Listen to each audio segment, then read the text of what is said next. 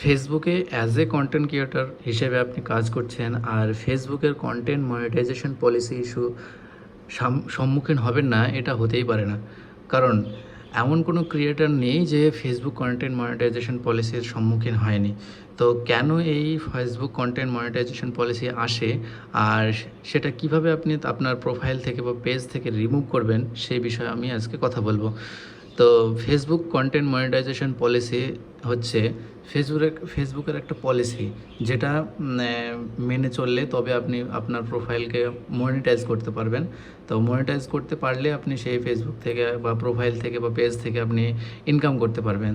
তো ফেসবুকে প্রথমত আমি বলি যে ফেসবুক যখন আপনি প্রোফাইল বা আপনার পেজ আপনার আর্ন করার মুখোমুখি বা ফেসবুক খুলেছেন, পেজ খুলেছেন, তারপরে পরে আপনার দেখবেন যে ফেসবুকে কন্টেন্ট মনিটাইজেশন পলিসি ইস্যুটা চলে আসে। এমনও হয় কিছু কিছু ক্ষেত্রে যে আপনি কন্টেন্ট আপলোডই করেননি, তবুও ফেসবুকে কন্টেন্ট মনিটাইজেশন পলিসি চলে আসে। তো কেন এই পলিসিটা আসে? আসার একমাত্র কারণ হচ্ছে ফেসবুক নিজে থেকে আপনাকে চেক করে যে আপনি এই ফেসবুকে শুধুমাত্র কি কন্টেন্ট ক্রিয়েটর হিসেবে এসেছেন, নাকি এমনি এমনি হয়তো পেজটা খুলেছেন। তো এইটা মূলত ফেসবুক নিজে নিজে থেকে দিয়ে দেয়, এবং আরও কিছু পলিসি যেগুলো আছে সেগুলো আমি পরে বলছি। তো ফেসবুক আপনাকে চেক করে যে আপনি আদৌ কি কাজ করবেন কি করবেন না। তো এইটা 1 থেকে 2 মাস পর্যন্ত স্থগিত থাকে, আপনার প্রোফাইলের মধ্যেই থেকে যায়, কন্টেন্ট মনিটাইজেশন পলিসিটা থেকে যায়। তারপরে একে একে আপনি রিমুভ হয়ে যায়, যদি আপনি সেই পলিসির যে ইস্যুগুলো পলিসিগুলো আছে, যেগুলো ধাপ আছে সেগুলো যদি আপনি মেনে চলেন। তো সেগুলো অটোমেটিক মেনে চললে অটোমেটিক আপনার পলিসি ইস্যুটা চলে যায়। তো এবার বলবো যে কী করলে ফেসবুকে কন্টেন্ট মনিটাইজেশন পলিসি ইস্যু আসে। তো তার মধ্যে প্রথম হচ্ছে, আপনার প্রোফাইলে যদি অন্যের ভিডিও আপনি যদি আপলোড করেন, আপনার প্রোফাইলে হোক বা পেজে হোক, যদি অন্য কারোর ভিডিও যদি আপলোড করে থাকেন ফেসবুকে, তাহলে আপনার কিন্তু কন্টেন্ট মনিটাইজেশন পলিসি ইস্যু আসবে। যেমন ধরুন, কোনো একটি ভিডিও আপনি ডাউনলোড করে, অন্য কারোর কাছ থেকে ডাউনলোড করে আপনি আপলোড করলেন, বা আপনার নিজস্ব কন্টেন্ট, সেটাতে হয়তো এডিট করার সময় কোনো একটি ফটো বা অল্প কিছু ভিডিও ক্লিপ ধরুন অ্যাড করলেন, তো সেই ভিডিও ক্লিপটার জন্য ফেসবুকে কন্টেন্ট মনিটাইজেশন পলিসি ইস্যু আসে। আবার হচ্ছে, কোনো একটি ভিডিও যদি আপনি ডাউনলোড করে ডাইরেক্ট আপলোড করে দিলেন, যেমন সেই ভিডিওটি অলরেডি ফেসবুকে আছে। তো অলরেডি যদি কোনো ভিডিও ফেসবুকে আপলোড হয়ে থাকে, তো সেই ভিডিও যদি আবার দুবার আপনি পুনরায় আপলোড করেন আপনার প্রোফাইলে, তাহলে কিন্তু ফেসবুকে কন্টেন্ট মনিটাইজেশন পলিসি ইস্যু চলে আসবে। আবারও এমন হয় যে ফেসবুকে যদি আপনি কোনো ফটো, অন্য কারোর ফটো যদি আপনি আপলোড করে দেন, তাহলে ফেসবুকে কন্টেন্ট মনিটাইজেশন পলিসি আসে। আর তৃতীয় নম্বর হচ্ছে, আপনি যদি কোনো ফেসবুকে সেক্সুয়াল কন্টেন্ট আপলোড করেন, তাহলে ফেসবুকে কন্টেন্ট মনিটাইজেশন পলিসি আসে। আরেকটা হচ্ছে 4 নম্বর, যে কোনো যদি রক্তপাতের ভিডিও যদি আপনি ফেসবুকে আপলোড করে থাকেন, বা কোনো অ্যাক্সিডেন্টের ভিডিও বা কোনো রক্তপাতজনিত ভিডিও, সেসব ভিডিও যদি আপনি ফেসবুকে আপলোড করে থাকেন, তাহলে কিন্তু কন্টেন্ট মনিটাইজেশন পলিসি ইস্যু আসে। তো এই গেল হচ্ছে ফেসবুকে।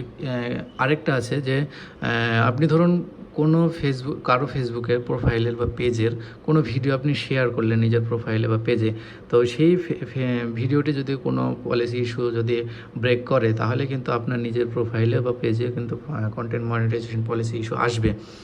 তো এই গেল হচ্ছে ফেসবুকে কেন কন্টেন্ট মনিটাইজেশন পলিসি আসে। আর সেগুলো বাদ দিয়ে এবার আমি বলবো যে কী করলে আপনি এই কন্টেন্ট মনিটাইজেশন পলিসি থেকে বাঁচবেন। তো প্রথমত বলে দিই, এই কন্টেন্ট মনিটাইজেশন পলিসি ইস্যু আসার শেষ করার পলিসি ইস্যুটাকে দূর করার জন্য প্রথমতই যে ক্রাইটেরিয়াগুলো আমি বললাম, যে অন্যের কারো ভিডিও আপলোড করা যাবে না, অন্যের কোনো ফটো আপলোড করা যাবে না, বা পলিসি আসে এইরকম কোনো ভিডিও, অন্যের ভিডিও শেয়ার করা যাবে না, রক্তপাতের ভিডিও আপলোড করা যাবে না, বা সেক্সুয়াল কন্টেন্ট আপলোড করা যাবে না। তো এই সব বিষয়গুলো আপনাকে এড়িয়ে থাকতে হবে। আর যদি আপনার প্রোফাইলে কন্টেন্ট মনিটাইজেশন পলিসি ইস্যু চলে আসে, তাহলে এটা দূর করার একটাই পদ্ধতি, যে আপনার যত প্রোফাইলে বা ফেসবুক পেজে যদি আপনি কোনো এইসব ভিডিও বা এইসব কন্টেন্ট যদি শেয়ার করা বা পোস্ট করে থাকে, তাহলে সেগুলো এখনই ডিলিট করে ফেলবেন। ডিলিট করার পরেই আপনি আপনার নিজস্ব ভিডিও বা নিজস্ব কন্টেন্ট, ফটো হোক ভিডিও হোক, যে কন্টেন্টগুলো আছে সেগুলো আপনি নিজের চ্যানেলে আপলোড করবেন। আর একটা হচ্ছে ফেসবুকে মাঝে মাঝে লাইভ করবেন, নিজের লাইভ করবেন, 10 মিনিট হোক বা 20 মিনিট হোক, এইরকম লাইভ করবেন। লাইভ করলে আপনার কন্টেন্ট মনিটাইজেশন পলিসিটা ইস্যুটা চলে যাবে। যেমন আমার প্রোফাইলেও আমার ফেসবুক মনিটাইজেশন পলিসি ইস্যু এসেছিলো, তো আমি এইটা দূর করেছি আমি লাইভ করে। আমার নিজের অভিজ্ঞতাতে বলছি, আমি বেশ কিছু লাইভ করেছি, আমার ভিডিওতে গেলে দেখতে পাবেন আমি বেশ কিছু লাইভ করেছি। লাইভ করার ফলে আমার মনিটাইজেশন পলিসি ইস্যুটা চলে গেছে। আমি দেখাচ্ছি, আমি এই যে এইখানে একটা লাইভ করেছি, যে 28 মিনিটের একটা লাইভ ভিডিও করেছি। এছাড়াও অনেক লাইভ ভিডিও আছে আমার কাছে এই প্রোফাইলে। তো আপনাকে করতে হবে কি, এই আপনার নিজস্ব প্রোফাইলে হোক বা আপনার পেজে হোক, কন্টেন্ট মনিটাইজেশন পলিসি যদি দূর করতে চান, তাহলে আপনাকে লাইভে আসতে হবে।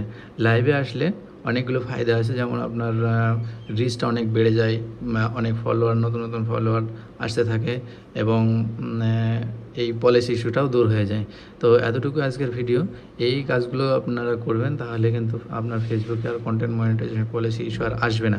আর সবথেকে সতর্কের কথা হচ্ছে, আপনি দ্বিতীয়বার আপনি কোনো এইরকম ভায়োলেন্স কন্টেন্ট আপনি চ্যানেলে আপলোড করা থেকে দূরে থাকবেন, তবে আপনার চ্যানেল ভালোভাবে গ্রোথ হবে। আশা করছি আমি বোঝাতে পেরেছি বিষয়টা। যদিও আমি এই ভিডিওটার কোনো এডিট বা কিছুই করছি না, আমি ডাইরেক্ট একদম র ভিডিও যাকে বলা হয় সেটাই আপলোড করি আর কি। তো আশা করছি সমস্ত বিষয় বোঝাতে পেরেছি। যারা এতদূর পর্যন্ত এসেছে, তারা যদি উপকৃত হয়ে থাকো, তাহলে আমার প্রোফাইলটিকে ফলো করো। আর ইউটিউব থেকে যদি দেখে থাকো, তাহলে কিন্তু এই প্রোফাইলটাকে চ্যানেলটি সাবস্ক্রাইব করে পাশে থেকো। ধন্যবাদ। দেখা হচ্ছে আবার নতুন একটি ভিডিওতে।